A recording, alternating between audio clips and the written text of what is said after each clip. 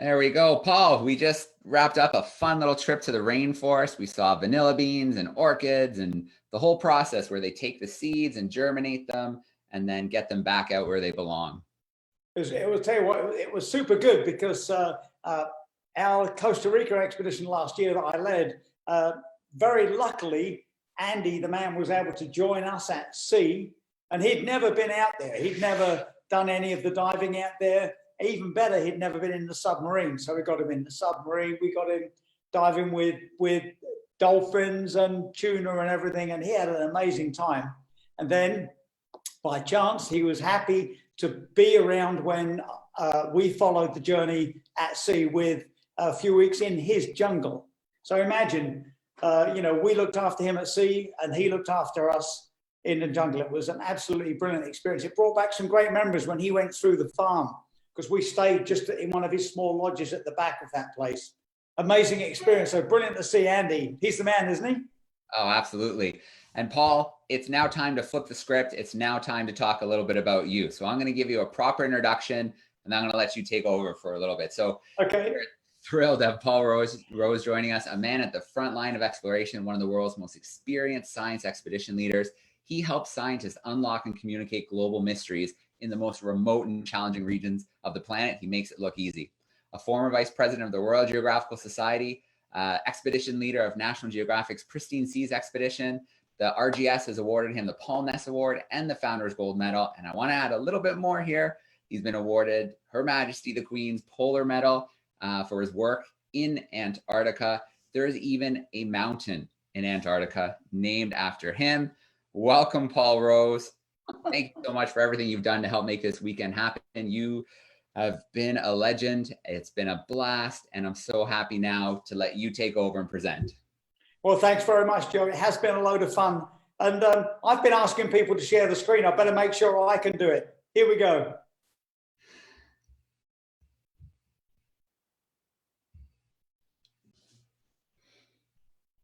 Okay, we're on. You got it. Great stuff. Well, for me, I've been very lucky. My career has been all about science support. I'm no scientist, but I've always had an affinity to science. I've always wanted to be part of it. And the greatest experience I've had for most of my life is turning this into icebreakers, aircraft, camps, and technical workers in remote, challenging parts of the planet. This is the great man, Jeff Severinghouse, who's a scientist at Scripps, showing me probably one of the world's longest equations about the science we're going to do. And it's a real exciting moment to work with Jeff and scientists like him and teams like him. And their plans, their hypotheses, they're risky because they typically haven't been done before. They're risky reputation, they're expensive, and of course they're risky if they just don't work. It's our education and awareness that goes wrong. So I love meeting scientists with a plan like this, or a huge, long, complicated science book, or even something figuratively on the back of an envelope, and turning that into the reality of a remote field project. So here's Jeff showing me his great plans, and it's all about extracting large volumes of methane from ancient ice. So we started together in Greenland, and this is the western side of Greenland looking south, helicopter shot, and you can see the lines in the ice cap there. And Jeff had a theory that when the ice is formed up in the middle of the Greenland ice cap in layers, it might stay in those layers as it headed towards the mountains, and the mountains would tip up. So then to extract large volumes of 11,000-year-old ice, which is the Younger Dryas period, the last interglacial period, the one that Jeff wanted to sample methane from, we could maybe walk back across the right layer. So sure enough, there we are flying over the ice cap, having a look at those layers. Maybe it'll work, maybe it won't. Then we establish a small camp like this, a lovely Quonset hut on the side of the tundra, and begin this business, walking around doing very, very basic surveying to see if we are indeed in the right place. This is a great moment for me because all of those years of planning and all of the risk-taking and dedication it takes to suddenly realize here we are trudging around the ice cap with very basic measuring gear, hoping to find the right place. This involves a lot of grunt work. It's not just measuring, it's actually taking small ice samples, melting them, and doing very simple analysis on them to help prove the point as to where we are.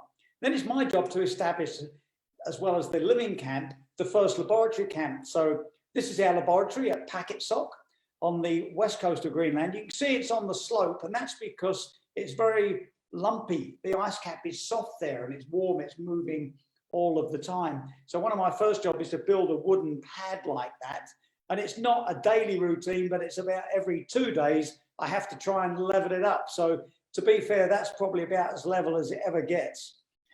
Inside, we set up the gas chromatography and all the other technical equipment in there. And then we begin work, and it's hard manual labor. You see, if you look at the guy in the bottom there with the red pants on, he's digging that groove at a slope. So we cut out the ice with chainsaws at the right angle to know that we only ever collect ice at 11,000 years old. So there's probably a width like that is 11,000 years old, but we measure it and measure well within it. So any ice that we collect, we know is exactly the right year. So we keep digging and digging. It's a big job. It takes a lot of sort of dedication to just get your head down and do it. And it's incredibly accurate. Everything has to be so precise.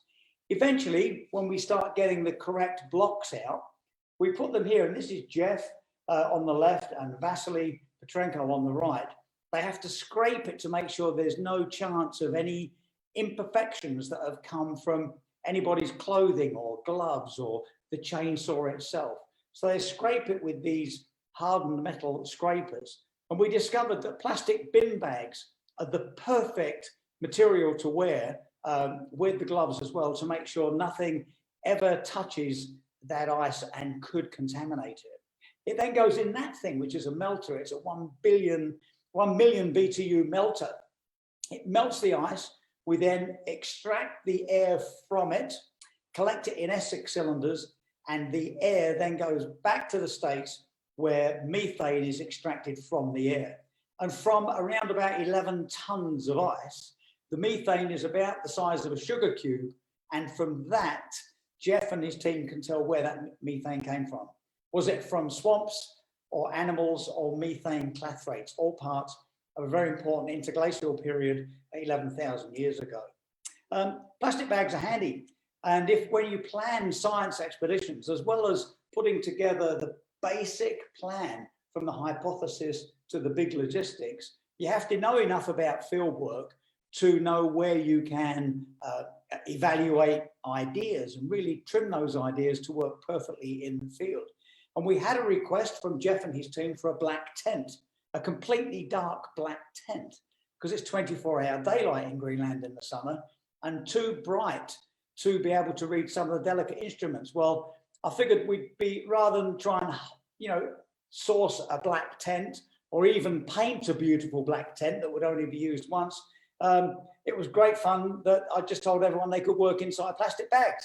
So as well as wearing plastic bags to cut the ice, some of the poor guys had to work inside plastic bags sometimes when they're reading the right instruments. Here's the man himself, Jeff Severinghouse, not with an equation, really looking like the Iceman himself. And here he is again at the top of this ladder. When we put these projects together, a big job is to work out exactly we're in the right place. On the Greenland ice cap, we can walk around and take measurements. On the Taylor Glacier in the dry valleys of Antarctica, Jeff needed to take a step ladder. And it was a big surprise to me the first time we did this, because the first flight into a remote region is always shelter, food, fuel, and communications. You're flying into a spot where you don't want to not have all the right equipment. So here in the Taylor Glacier on the first flight, I loaded up all of the classic material, tent, sleeping bags, food and fuel for about a week, communications, all the rest of it. And then Jeff insisted that we took a stepladder, which I thought was very funny. It was a huge surprise. And the idea behind that is that he knows the height of that stepladder. And by Jeff Severinghouse in the red jacket way on the left of the picture, standing there, so Jeff on the top and Vasily on the left, he can work out the right angles so that we can begin work drilling in the right place. So in Greenland, it was chainsaws. In Antarctica, it was drilling. And my job then is to set up camp in this most beautiful region on the Taylor Glacier. And then we begin to set up the laboratory camp. And it was a little bit different in Antarctica because we were drilling large ice cores. So we needed a very mobile way of lifting the cores. You can see on the left of the orange tent, here's our rig that we made at McMurdo at the American Research Station in Antarctica. So before going south, the picture on the right is my house, and you can see I rigged up a temporary one from some scrap wood to see if this thing would actually work. And that's one of the great pleasures of working on science expeditions. There's room for experimentation, and you just need to have a good imagination to make this stuff work. The Taylor Glacier is incredibly special in Antarctica. It's called the Dry Valleys. It's very unique.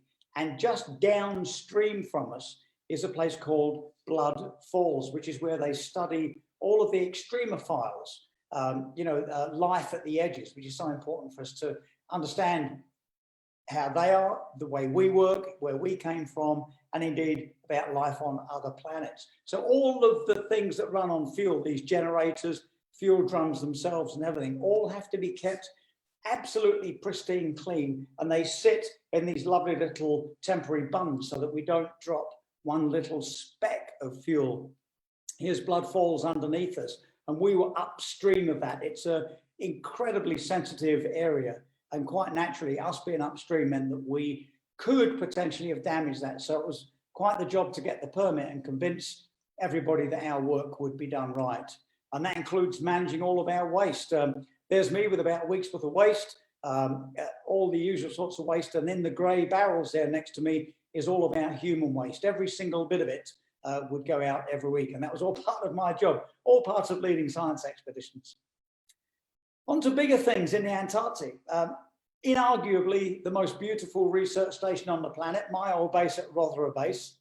And it's here that I really learned to establish big logistics in support of science. There's really something about being at British Antarctic Survey headquarters in Cambridge, England, putting all of the projects together, and then typically I might have 24 science projects to deliver in the field. And of course, in Antarctica, you're at the end of the most remote and longest supply chain on Earth. So everything has to be done right. And there is a sense of excitement about working with such talented people in Antarctica. So I would go south each year. We would get the aircraft coming, the -7 on the left and the fleet of 4 Twin Otters on the right, both equipped to run in the field, the Twin Otter on skis and the -7 on wheels on blue ice runways. We would begin the heavy depot laying and inputs with the twin ship and helicopter operations, establish small camps in the right places, which is a big logistical job.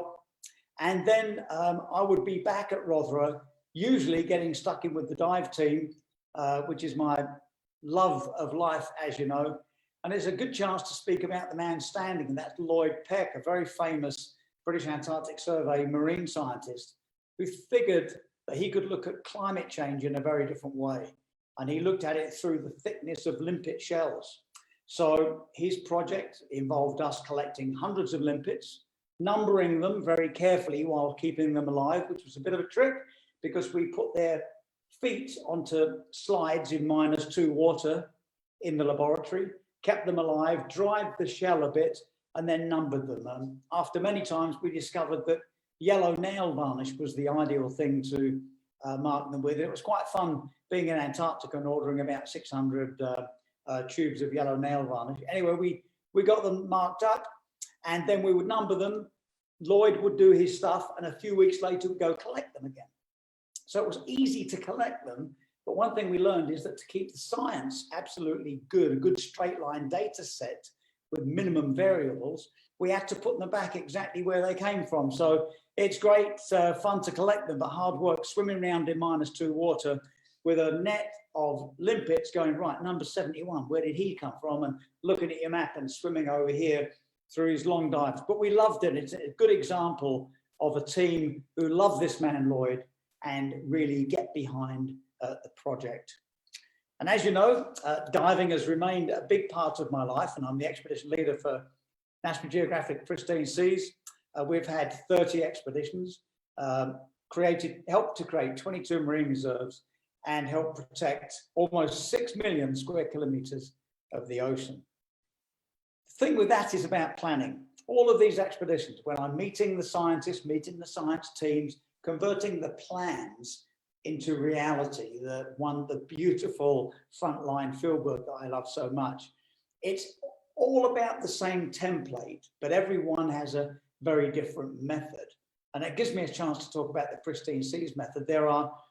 A classic way of doing conservation would be to fall in love with a place, learn about it, and then push against politics and everything else and try and get it protected. What Pristine Seas does, Enric Saller's great model, as you may have heard when we spoke yesterday, is a bit upside down. The idea is to do all the political analysis first, couple that with the science necessity, and then we can work out the smart places to operate. And that's why we've had so many successes within Pristine Seas. So here's us at a classic Pristine Seas planning meeting. As you can imagine, we've got National Geographic maps and loads of stickies. But that is the result of analysing all of the political situation and opportunities, analysing all of the science necessities and priorities. And now, of course, we have a third column. And that third column is called post-COVID, because all of our targets and partnerships that we develop, we're working hard with them all now to work out exactly how we're going to go about it when we start going to sea again very early next year. So it's a big juggling act, and I have to say that all of us at Pristine Seas have got to be better jugglers than we ever were. There's a glorious moment with Pristine Seas where we've done all the planning and everything is organised, permits, the equipment the team has developed, everybody knows what they're doing, the science is now becoming a beautiful thing, and the expedition comes alive.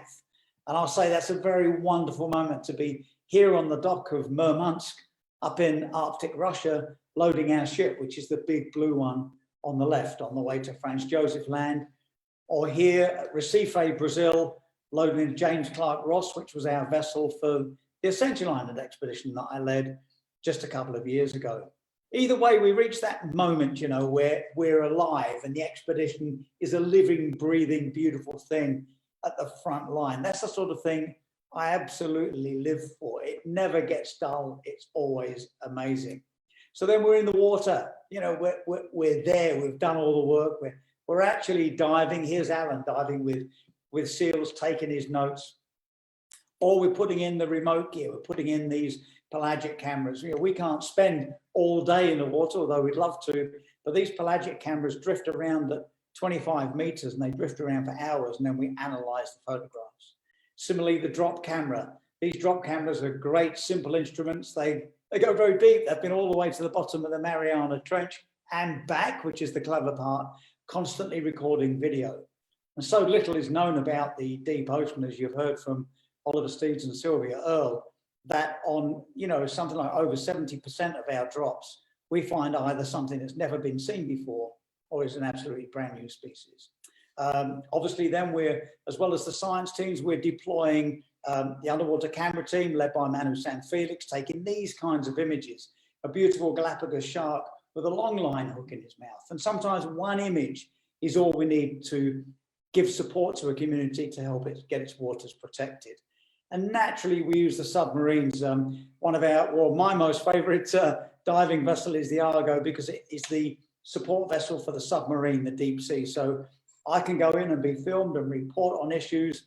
The scientists use it a lot for these long dives, and we can get global leaders, influencers to come down in this, in the submarine. Perhaps it's the first time they've ever seen their waters, and we give them a chance to fall in love with their bit of the ocean. And as the great man David Attenborough says, once you fall in love with it, you can begin to protect it. So I have a trick. And sometimes people say, well, you lead a lot of different expeditions all over the world, lots of different styles, big ones, small ones, all kinds. What is the secret to leading expeditions? And I always say it's a whiteboard. I love whiteboards. There's something about whiteboards. Alan, there he is with Malpelo. That's Alan, our chief scientist. He's got a board. You can see on the left of the board is Malpelo Island. On the right-hand side, it's deep water. And there he is explaining what he wants to happen from a scientific perspective. We use whiteboards all over. This is us up in Franz Josef Land. You can see it's poop. There's a signal there that must be from the biologist. That's their plan. And I'll convert that into something that works in the sea, in the Russian Arctic. Here's a very typical daily plan. And we live by this board. I absolutely love whiteboards. There's something about getting it all down, where we're going to be, at what time, and then living by this, no doubt, as you can see, beautiful script. They run on important messages. Don't forget the outboard engine fuel. Don't forget the 30 kilograms of sardines for bait, and who's got what phone number. And at the bottom on the left, it means make ready for sea. So this must have been us pulled into a port, going to sea again, and we need to make sure everything's ready. Of course, no matter how many times I do a whiteboard, the scientists get in there and want to change it again. So this is Alan Friedlander, our chief scientist, and our partner, Emmanuel Gonzalez from the Oceano Azul Foundation that we work with. So these whiteboards, they are whiteboards, they're not carved in stone. And as we say, we make a plan so we have something to change. But it does give us a chance to get going. And wherever we are, crawling around on the floor, there's Henrik Saller, or we're here in the Arctic, there's Manu San Felix himself. And this is the final. I could spend, I think I could spend all night talking about whiteboards because I love them so much. Here's our whiteboard in the Arctic. And as you can see today, notable today, bacon. We had too much bacon to eat in the Arctic. And no matter how many times I put up quite formal boards about what was missing, what was next, what the next priorities were, the team always seemed to find a way to write bacon on the board somewhere. So that's it. And when I get these boards done at the end of each day or the start of expeditions, I'm very happy. I go, right, we've got a plan. It's been months or years in the planning. We're at sea. I then write up the first board. And typically there is that moment where I think, wow, I just hope this thing is really going to work. And if there's one final comment I can make about leading science expeditions is that it brings me close to global issues. And there's something incredibly privileged about being a non-scientist, but making science happen in important places, and therefore really genuinely feeling not just close to it at the front line, doing the science work, but actually back here and right alongside global biodiversity issues. So I'm very grateful for that as an opportunity. Thank you very much.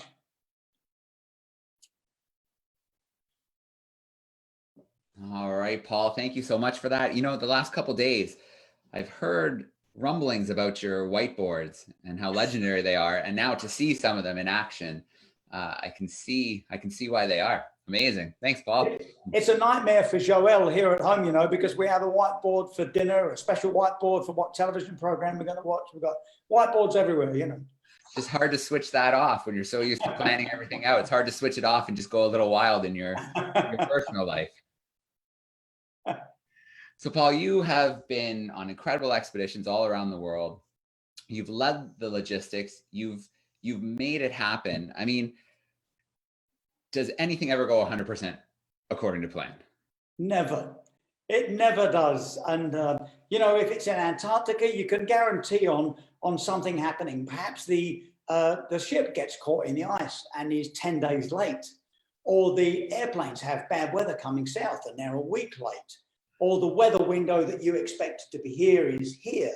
Or people just don't perform as well. You expected scientists come in, they've got their own compact team, they're a great team, they've worked together brilliantly, they get to Antarctica and they just can't pull it off. So these things are happening all the time. And, it's all about being adaptable and just making it work. The thing I really love about field science is this wonderful element that all field scientists have, and they've got a single aim. They'll have lots of supporting objectives that are all different ranking. It might be making a film, it could be all kinds of things. But the single aim is to get that piece of work done. And I've always enjoyed that beautiful, clear single aim. So sometimes I've said to teams, look, you know, the ship's late, the weather this, the airplane's late, all these other things have happened. Something broke, something didn't arrive that you needed from the who knows what. So you're probably going to get about 60% of your planned time, but they'll still make it work. You know, they'll still get valuable results. And that's the kind of thing I absolutely love. So yeah, things go wrong all the time, Joe, as you well know, but we pretty much always pull it off. And it's important we pull it off and have a bit of fun as well. Oh, absolutely. No question.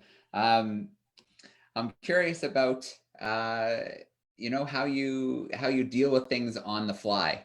What kind of contingencies do you put into place into an expedition? Let's say you're heading out to Antarctica. What kind of fail-safes or backups do you put into place for something like? The first thing is time. Depending on the expedition and where it is. If it's a big traveling expedition like the ones I'm used to running on and being on, you know, maybe 100 days in the field, living in a tent. So the Twin Otter takes me and the science team into the field, maybe flies for a few hours. You unload everything, then you travel on your skidoos, usually through very unknown terrain for, you know, 60, 80, 100 days. Then on those expeditions, we need to allow up to 40% what we call layup time. So that's 40% no work, which means it could be 40%. That could be due to weather or mechanical difficulties or unseen difficulties with the surface. If it's a project that's close to the research station, then we build in maybe 20%, something like that. So the first thing I build in is time, and then manage expectations while still keeping it ambitious. The worst thing in the world, Joe, is to go on an expedition, as you know, where the ambition or the challenge isn't there. You've got to, the challenge has to be there. It has to be ambitious. But on the other hand, there's a subtle balance of keeping it achievable logistically without it being a too soft touch, because they just don't work, those kinds of expeditions, you know. Yeah, absolutely. And with all those complications that can happen in the field, it must be so worth it to get out there and then help those scientists start getting good science that they can bring back. That's got to be the biggest accomplishment of all. That's the thing for me, Joe. It really is absolutely great when we're all working really hard and we're there, you know, whether it's physical exhaustion or mental exhaustion or a combination of each one, weeks of disappointment when the results first start coming in. And it might be those samples are beautiful or better, and the first analysis of the work is feeling good, or Alan, our chief scientist on Pristine sees and the team are really getting excited. Wow, this is pristine. We've never seen this. And Manu and the underwater team are coming back beaming with excitement, and John and Scott and Steve and everybody, the topside team. And it's all feeling that you can't define exact results yet, but we know we're onto a good thing. I tell you, that is really exciting. All we need now to make it perfect, Joe, is to get you with us on a Pristine Seas expedition so we can do some broadcasting properly from the field with you. What do you reckon? I like where you're going with that. I mean, we've had a few times in the past on expeditions, we've been able to host you with classrooms all across North America, in fact, the world, in Colombia, in Costa Rica.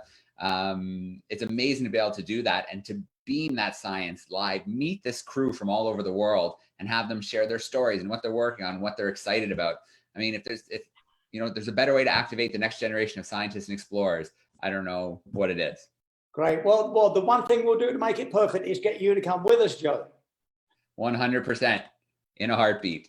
Paul, amazing to have you joining us. You're joining us again shortly as we kind of wrap things up in a little bit, reminding everybody we've got Amy coming to join us now, Amy Vitale. She's amazing photographer. I'm going to let her in just a second. She's going to share some of her experiences around the world before we jump back into the ocean and then wrap things up with Jeff Corwin joining us, which is really exciting.